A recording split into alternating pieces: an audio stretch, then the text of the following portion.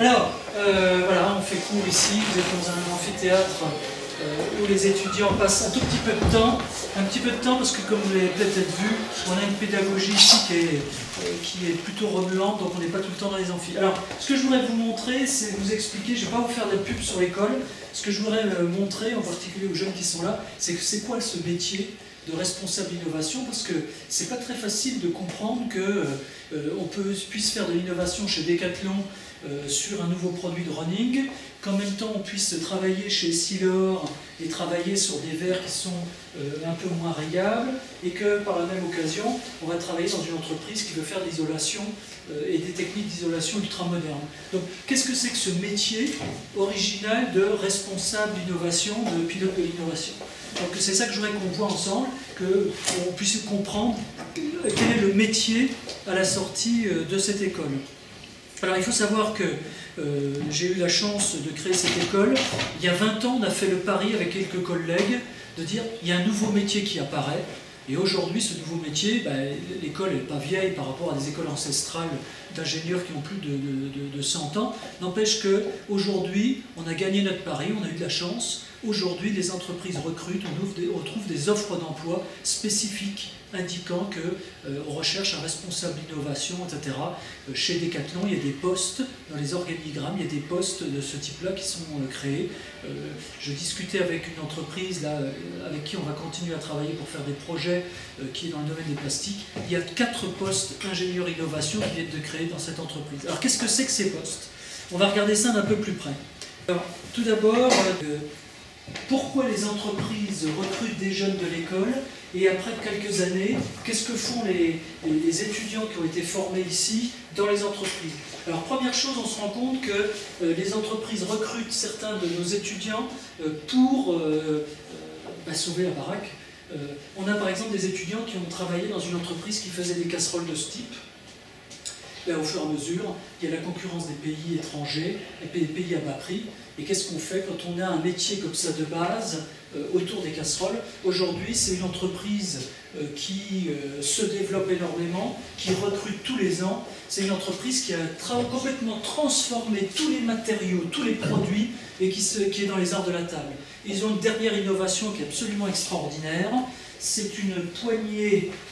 Je fais quelque chose qui se fait pas, c'est une poignée détachable de casserole qui n'est pas plus épaisse que ça. Alors, il faut que le mécanisme tienne dedans. C'est extraordinaire. Donc, c'est une entreprise qui a été sauvée parce que une équipe, dont après des ingénieurs de chez nous, se sont mis à faire de l'innovation, et donc ils ont totalement renouvelé les produits, ce qui fait qu'aujourd'hui, c'est une entreprise qui marche très très bien et qui fonctionne correctement. Autre chose aussi, on a beaucoup d'étudiants, il y en a là qui sont là, par exemple qui travaillent chez Airbus. Eh bien, Airbus fait des avions et ça marche très très bien, sauf que, il faut sans arrêt s'adapter aux normes, sans arrêt sortir des nouveaux avions pour rester leader sur le marché. Donc il faut des gens qui sont toujours dans la création de nouveaux systèmes, dispositifs. Autre chose aussi, l'éco-conception, qui est un domaine qui se développe énormément, c'est qu'en fait il faut trouver des nouvelles solutions pour être moins polluant, pour consommer moins. Donc par exemple, actuellement avec un groupe d'étudiants, on travaille sur l'aile de la voiture qui est ici, voiture qui devra consommer moins de 2 litres au 100 d'ici 5 ans. Mais l'aile de voiture, alors par exemple un problème très intéressant, c'est que l'aile de voiture elle doit être plus légère, elle doit supporter les chocs, ok, sauf que si votre aile de voiture se raye, vous ne voulez pas la remplacer, ça coûte trop cher. Donc on doit trouver la première aile de voiture en polymère sécurité, mais qui se répare et on peut réparer les rayures. Ça, c'est le côté le plus compliqué. Donc voilà, donc les étudiants travaillent sur des produits plus durables et dans les entreprises travaillent sur des produits plus durables. Autre chose aussi, on peut innover pour améliorer les conditions de vie des gens dans l'entreprise, améliorer les postes de travail, des choses comme ça. Il y a des produits qui sont très polluants à fabriquer. Est-ce qu'on peut créer des postes de travail, innover pour que les opérateurs, les techniciens soient moins soumis à des difficultés? Voilà, donc les entreprises, elles font aujourd'hui de l'innovation, et si vous écoutez partout, tout le monde parle que ça, il faut innover, mais c'est pour ça. Alors, Pourquoi une école comme la nôtre? Parce qu'il y a des situations qui sont très étranges et qui sont nouvelles, et nos étudiants sont adaptés à ces nouvelles choses. Alors, quelques exemples. La durée de vie des produits. Alors, peut-être que certains d'entre vous sont trop jeunes, mais par exemple, pour les autres, vous avez peut-être roulé une fois dans une ER16, ou vu passer une ER16 dans la rue, une Renault, qui à l'époque était très moderne. La durée de vie de la R16, c'est 35 ans. Entre le lancement et la fin de vente des pièces de rechange. 35 ans. Vous imaginez bien aujourd'hui qu'il n'y a pas une seule voiture qui dure 35 ans. Et donc, il faut que tous les techniciens, etc., travaillent beaucoup plus vite en conception pour que les rythmes de sortie des produits soient beaucoup plus élevés. Vous savez bien qu'un logiciel, c'est 3 ans. Ce micro ici, il va avoir une durée de vie de 4-5 ans. Donc il faut renouveler toujours les produits. Mais ça, c'est bien beau à dire, mais il faut avoir des techniques de travail et organiser le travail des gens pour qu'ils travaillent beaucoup plus vite. Donc, il faut des techniques de travail pour que tout le monde travaille plus vite. Ensuite, autre point, là, mon petit graphique, je vous l'ai juste mis pour vous montrer. Installez-vous, pas de problème. J'ai mis ce petit graphique juste pour vous montrer. Ça, c'est une société très réputée au niveau mondial qui a fait une étude sur combien on vendra de tablettes numériques dans les années qui viennent. D'accord? Alors, leur proposition, c'est de dire qu'au maximum, si la tablette fait un malheur, on en vendra 4,7 millions. Mais ça, c'est vraiment le rêve. C'était peu probable. On en a vendu 6 millions de tablettes. Alors, quand des techniques et des produits se développent aussi vite, ben, il faut des gens dans les entreprises pour repérer ces changements techniques et les mettre en place dans les entreprises. Aujourd'hui, on travaille avec une grande entreprise de chimie et les 3/4 des opérations de sécurité de maintenance se font par des tablettes et des logiciels sur lesquels on a travaillé. Les opérateurs ne veulent plus utiliser d'ordinateurs et de systèmes traditionnels. Donc, il faut bien des spécialistes qui vont trouver les nouvelles technologies et les appliquer. Alors, autre chose aussi, très intéressant, voilà notre mascotte. Autre élément intéressant, l'innovation ouverte. Alors, qu'est-ce que c'est ça? Alors, je suis désolé de vous le dire, parce qu'on entend parler tout le temps de ça, mais Apple n'a jamais inventé l'iPhone. Absolument jamais. La preuve, c'est que quand vous avez un iPhone, il y a un vibreur très particulier. Là, vous savez tous que Apple ne fait pas de mécanique. La dernière vitre de chez Apple est beaucoup plus résistante. Il n'y a pas un seul spécialiste du verre et des matériaux transparents chez Apple, il n'y en a pas. Ça veut donc dire quoi? Ça veut dire qu'Apple fait du GSI, ils ont des grands spécialistes de l'innovation qui font quoi? Qui permettent à des différents spécialistes de travailler de manière cohérente ensemble, et ça dans le monde entier. Donc, on voit bien qu'il y a une spécialité de faire travailler tout le monde ensemble pour arriver à un seul produit hyper performant. Ça a été la même chose sur les écrans plats. Je vous rappelle qu'aucune entreprise au monde n'a réussi à faire une télévision à écran plat. Aucune. C'est des groupes d'entreprises avec des ingénieurs qui ont réussi à faire travailler ensemble différentes entreprises de chimie pour les cristaux liquides, d'électronique pour le signal, de mathématiques pour les calculs d'images, etc.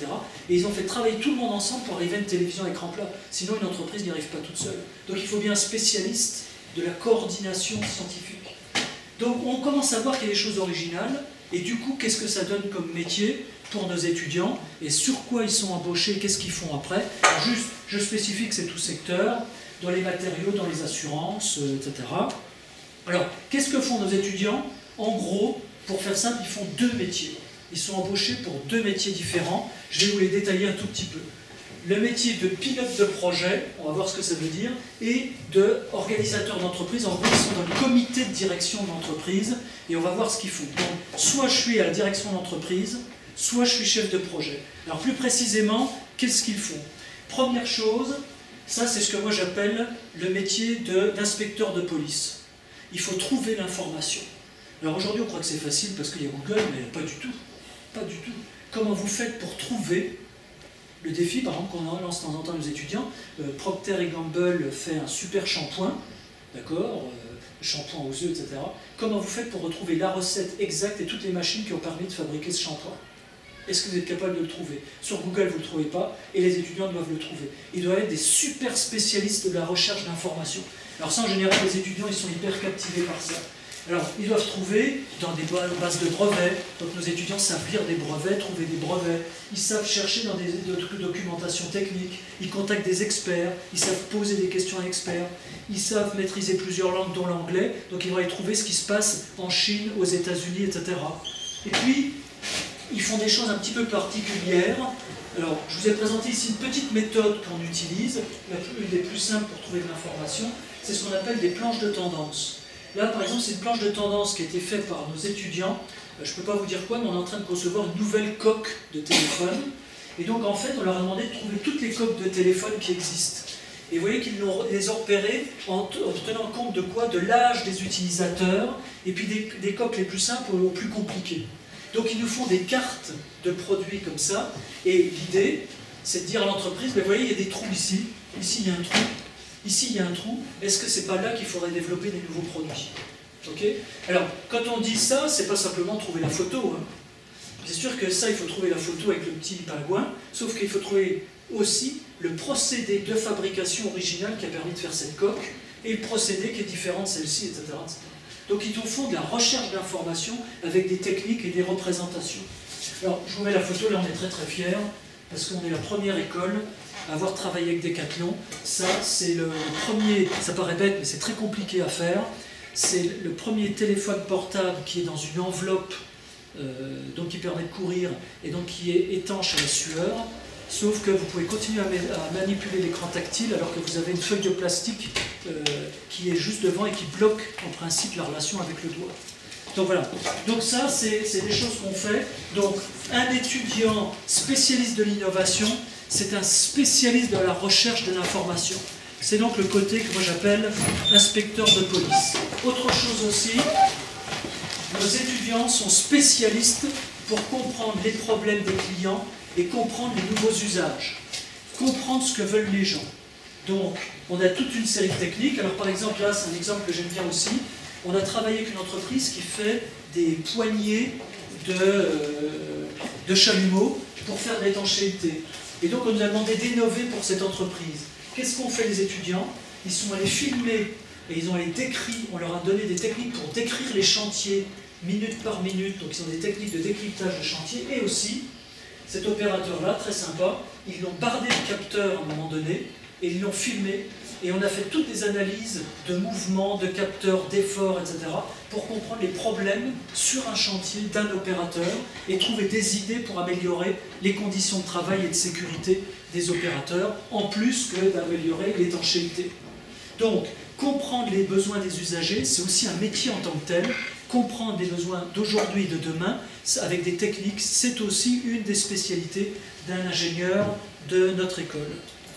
Et puis ensuite, il y a la troisième phase, la troisième grande tâche. Alors ça, je peux vous dire qu'il n'y a pas un seul étudiant qui sèche les cours pendant ça. C'est les cours où on les apprend à être créatifs. Cette fois-ci, une fois que j'ai plein d'informations, que j'ai bien compris les besoins des usagers, il faut que je trouve des idées. Or, on est tous plus ou moins créatifs, mais il y a des techniques qui permettent d'être créatifs à tous les coups. Donc on leur apprend toutes ces techniques avec des logiciels qu'on utilise, à travers des ateliers organisés. Donc il y a toute cette partie, je trouve des idées, je fais émerger des nouveaux concepts, des pistes que personne n'a encore travaillées. Voilà, donc ça c'est quelque chose aussi qu'on fait travailler, qu'on travaille avec nos étudiants. Et puis ensuite, il y a des choses un tout petit peu plus classiques au niveau des écoles d'ingénieurs, avec toutefois quand même des outils qui sont particuliers sur lesquels on forme les gens. Par exemple, vous n'avez pas le droit aujourd'hui, vous n'avez pas le droit de vendre une pièce pour une centrale nucléaire d'EDF si vous n'avez pas rédigé un cahier des charges d'une certaine façon. Donc la façon dont vous écrivez les spécifications de votre produit, les caractéristiques du futur produit, vous ne pouvez pas dire je vais faire un nouveau produit, je le teste, il marche bien, vous n'avez pas le droit. Vous êtes obligé d'utiliser des méthodes de rédaction de cahier des charges. Donc nous, on les enseigne, ces méthodes de rédaction de cahier des charges. Les étudiants ici, lorsqu'ils sortent de l'école, en gros, ils savent rédiger un brevet. Donc rédiger un brevet, protéger les choses, tout ça. Et puis vous avez peut-être vu, si vous avez le temps de monter, on a tout aussi les dernières techniques pour fabriquer des prototypes, pour déjà avoir une idée du futur produit. Donc ça c'est la partie plus conception. Alors il faut être clair, étant donné qu'on insiste beaucoup nous sur le pilotage de l'innovation, Les étudiants ici ont un tout petit peu moins de cours scientifiques. Toutefois, les cours scientifiques représentent quand même plus de la moitié des cours. Donc sur certaines techniques, comme je l'ai expliqué tout à l'heure, ils font juste un petit peu de cahier des charges, etc. Et ils font travailler des spécialistes et ils vérifient que la conception faite par les autres spécialistes colle, est cohérente, etc. Mais une partie de la conception est quand même faite par nos étudiants. Et puis, donc, ils utilisent différentes techniques. Là, je vous ai mis comme exemple la photo de nouvelles talonnettes qui vont sortir. Ça, c'est des talonnettes qui permettent d'éviter la tendinite du talon d'Achille. Quand on a une tendinite, on a besoin d'un certain type de massage et de vibration, et ça, automatiquement, les talonnettes le permettent. Alors, nos étudiants travaillaient là-dessus. Alors, vous avez, par exemple, mon fameux cahier des charges pour le nucléaire qu'on applique à la talonnette. Ça donne ça. Les étudiants savent faire de la CAO, des dessins 3D de produits. Alors, un point important, on donne des cours sur l'éco-conception. C'est comment concevoir des produits qui seront éco, moins polluants. Conception éco-objectif, par exemple, on a des techniques ici que nous envient beaucoup d'entreprises. Donc, on forme aussi des cadres dans les entreprises pour concevoir toujours exactement au prix qu'il faut. Comment faire si ce téléphone, si je prends la coque du téléphone qui doit coûter 4,50 € mise en vente, comment je fais pour concevoir tout le long du début jusqu'à la fin en étant sûr qu'il coûtera 4,50 €. Donc on a des techniques comme ça, et donc les étudiants ont une dimension au niveau de la finance, ils comprennent les problèmes financiers. Et puis enfin, dernier point, nos étudiants, ils ont une spécialité dans les tests de produits. Ils sont spécialisés là-dedans. Est-ce que le produit sera accepté ou pas plus tard, à court terme, à long terme? Et donc, il y a des techniques pour tester ça. Alors, je vous ai mis un petit dessin. Une des techniques qu'on utilise ici, c'est ce qu'on appelle le high streaking. Alors, je ne sais pas si vous voyez sur mon dessin ici. C'est des équipements qu'on a ici à l'école et qu'on retrouve dans certaines grandes entreprises. Et en fait, c'est une paire de lunettes et on filme la rétine de l'œil. Donc, je regarde les mouvements rétiniens. Et en gros, on a travaillé par exemple sur des piluliers. Ça, c'est les petits dessins que j'ai mis, c'est pour les piluliers. Donc, en fait, en gros, on fait tester le pilulier à des personnes âgées, à des personnes qui font de l'aide au domicile, etc., différentes personnes, et on regarde si, à travers les mouvements de l'œil, elles comprennent, elles savent utiliser le pilulier ou pas.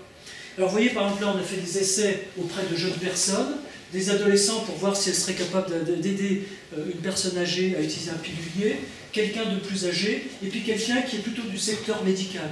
Et vous voyez par exemple que là, l'ordinateur nous donne comme courbe qu'il n'y a que la personne qui a une formation médicale qui utilise le pilulier comme on lit. Sinon pour le reste, c'est très chaotique, ça part dans tous les sens. Donc en gros, le pilulier, la première version qu'on avait faite, elle était trop sophistiquée, elle n'était utilisable que par des gens formés. Donc on a remodifié le pilulier, les étudiants ont remodifié le pilulier pour arriver à quelque chose qui soit logique, quel que soit l'utilisateur. Donc ces méthodes très sophistiquées, presque physiologiques et biologiques pour tester les produits, les étudiants ici sont formés à ce genre de technique. Donc si vous voyez la chose, c'est que finalement on voit apparaître un métier et des méthodes pour trouver des idées, trouver de l'information, rédiger les cahiers des charges, faire de la conception et piloter la conception et tester les produits. Et c'est ça le métier. Alors ça paraît surprenant, mais c'est un métier qui est en très forte expansion. On a beaucoup de chance, c'est une chance qu'on a ici. On a sur un créneau sur lequel, au niveau international, les entreprises recrutent, et de plus en plus. Voilà, aujourd'hui, tout le monde parle d'innovation, et donc il faut des spécialistes de ces domaines-là. Et puis, dernière facette du métier, c'est ce que je disais tout à l'heure, le deuxième métier, c'est plus là, on est au comité de direction de l'entreprise. Et donc là, on discute avec les directeurs. Alors, quel est le job? Qu'est-ce que font nos ingénieurs? La première chose, ils font la définition de technologie. Vous êtes dans une entreprise, tiens par exemple, on démarre un travail, nos étudiants démarrent un travail avec une imprimerie. Mais la question de l'imprimerie, c'est pas de savoir comment on innove sur des enveloppes, etc. C'est quel est le métier de demain. Vous regardez, il y a moins de 4000 personnes qui achètent un journal à Nancy, tous les jours. Donc plus personne ne lit, je simplifie. On n'envoie plus de cartes postales puisqu'on envoie des mails. C'est quoi le métier de l'imprimeur? Donc là, on a des jeunes qui travaillent là-dessus, c'est trouver les technologies pour que les entreprises puissent continuer à se développer ou évitent les chocs de l'obsolescence, de vieillissement de leur métier. Donc on a des jeunes qui travaillent dans ces domaines-là pour trouver de nouvelles technologies. Alors, ils travaillent même ce qu'on appelle en prospective, où là, ils font des études sur quels seront les produits qui seront consommés dans 15 ans. Dans 15 ans, quelle sera la consommation, et donc quels sont les grands produits qu'il faut commencer à étudier, sachant que par exemple, quand vous faites un verre de lunettes, quand vous faites des évolutions courtes, c'est 1 ou 2 ans de recherche. Mais si vraiment vous voulez faire, par exemple actuellement, la question est de se dire, vous voyez qu'on a tous des verres, il y a toujours quand même un reflet qui est plutôt brillant. Aujourd'hui, vous prenez les voitures, les casques de moto, ils sont mat. Ben, si vous voulez faire des verres de lunettes totalement mat, avec cette même appréciation, etc., en gros, c'est 7 à 8 ans de recherche. Ben, vous voyez qu'il faut savoir si dans 15 ans, ça sera toujours à la mode, cette perception du mat, et est-ce qu'il faut y aller. Donc il y a des études à faire en avance. Donc ça, c'est de la prospective. Nos étudiants aussi, ils travaillent beaucoup à ce stade-là dans l'organisation de réseau. Je vous l'ai dit, quand vous travaillez sur un produit, en général aujourd'hui, quasiment plus d'entreprises peuvent mettre au point des produits toutes seules. Ça n'existe quasiment plus. Les entreprises, elles travaillent à plusieurs. Ben, structurer, organiser, faire travailler ensemble plusieurs entreprises, ça c'est aussi des choses sur lesquelles on forme nos étudiants.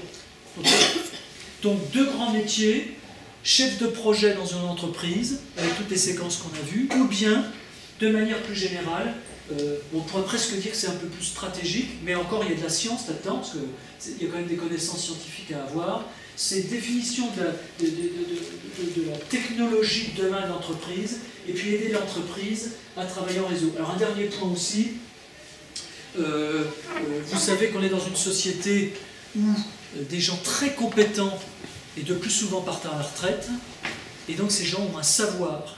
Alors nos étudiants sont chargés de mettre en place des bases de données dans les entreprises pour récupérer une partie du savoir des personnes qui partent, pour continuer à avoir une certaine expertise et pas trop perdre au moment des départs en retraite. Donc pour ça, il y a des techniques, il y a des logiciels. Alors ça marche moyennement, hein. On perd beaucoup quand on perd un individu, mais toujours est-il qu'on peut continuer quand même à stocker une partie de l'information, et avec des techniques modernes à retrouver. Donc toutes ces bases de données un peu particulières, nos étudiants sont capables de travailler dessus. Donc voilà, je vous ai brossé un tout petit peu le métier, pour que vous compreniez un peu plus. Alors ce métier en fait, qu'est-ce qu'il faut avoir envie pour l'embrasser et démarrer? Premièrement, il faut avoir envie d'être un peu créatif. Il faut avoir envie de travailler sur des choses originales. Alors, c'est sympa à dire comme ça, et d'ailleurs c'est très sympa à faire, sauf que c'est un peu déstabilisant, parce que de temps en temps il faut convaincre les gens n'y croient pas, etc. Donc des fois on est regardé un peu bizarrement.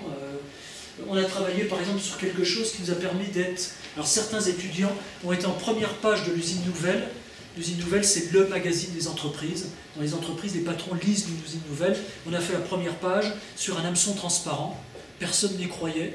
N'empêche que l'hameçon transparent, c'est ce qui a rendu l'école, c'est un des projets qui nous a rendu le plus célèbre. Et naturellement, que les étudiants qui ont travaillé là-dessus, une personne sur 2 leur disait que c'était idiot, et eux, ils ont continué, donc ils ont été très créatifs, et heureusement.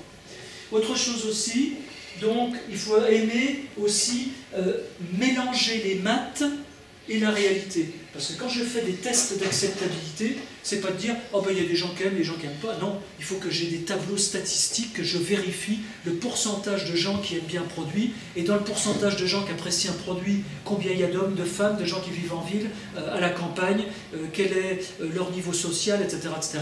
Donc il faut aimer les maths, tout en se disant « je vais faire de l'applicatif ». Autre chose aussi, il faut quand même aimer faire de la technique et surtout être curieux et travailler avec la technique des autres. Ici, il n'y a pas de cours très élevés d'électronique, il y a quelques vagues cours d'électronique. Il faut avoir envie et comprendre qu'on peut travailler avec un électronicien avec certaines approches. Autre chose aussi, ça c'est vraiment le truc, je pense qu'il faut avoir, je ne sais pas si c'est la réalité, mais avoir une vague envie d'avoir été un jour dans la police et de fouiner, chercher, être curieux, creuser, trouver l'information que personne n'a.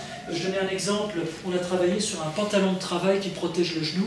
C'est un étudiant qui a trouvé une espèce de plaque plastique très originale qui se fabrique en Finlande et qui va être intégrée au pantalon de travail. C'est lui qui a trouvé ça. Et bien voilà, c'était très difficile, c'était pas évident. Donc voilà, aimer aller jusqu'au bout des choses. Et puis autre chose aussi, quand à terme, dans cette école, il faut aimer travailler avec les autres, travailler en équipe, et assumer le fait qu'à un moment donné, on va être chef et prendre des décisions. Donc il faut avoir envie de se mettre un peu en avant en disant, ben voilà, à un moment donné, sur des choses toutes bêtes, hein, ici le cadran il est gris, il n'est pas blanc, il y a quelqu'un qui a décidé de ça. Donc il faut avoir envie à un moment donné de prendre des décisions et de s'engager avec les entreprises qui ont embauché. Voilà. Et puis aussi, quand je parle de fonction RDI, hein, c'est recherche, développement, innovation, il faut avoir le goût de la nouveauté. Il faut avoir le goût de faire des choses originales. Voilà. Voilà. C'est un petit peu... Voilà. Alors donc je vous ai présenté le profil, voilà le métier. Alors ce qui est intéressant de voir, et qui est toujours surprenant, c'est qu'on entend peu parler de ça dans les journaux, dans les radios. On parle beaucoup de chercheurs, on parle de responsables qualité, on parle de spécialistes de Internet, etc. Et on ne parle pas de spécialistes de l'innovation. Or, ça existe. Ça existe. Et des jeunes sont embauchés pour ça, et des gens suivent la carrière là-dedans. Encore dernièrement, un étudiant qui travaille chez Eurocopter et qui faisait de la qualité vient d'être nommé responsable innovation chez Eurocopter. Donc voilà, donc c'est des vrais métiers aujourd'hui avec un vrai bagage, des méthodes de travail spécifiques.